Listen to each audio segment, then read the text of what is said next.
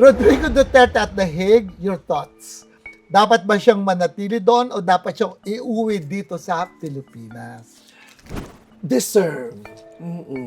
Parang naniniwala ako na talagang totoo ang extrajudicial killings. Marami talagang napatay dahil sa war on drugs. Napatunayan, ano? Ito na nga, ang Supreme Court na nagsabi na totoong binaril at pinatay si Yung bata. si Kian De Los Santos. De Los Santos. So, totoo. Oo, malaking sa Yun lang. At saka ako, Saka may personal na sama ng loob ako.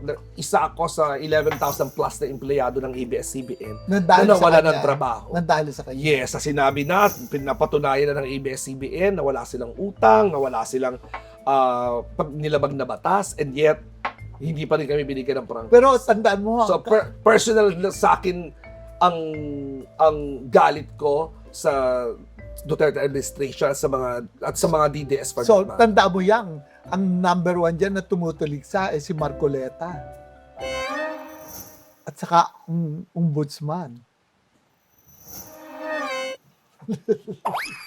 Well, ganun talaga ang buhay, no? But anyway, kanya-kanya naman tayo. Pero, we are still existing.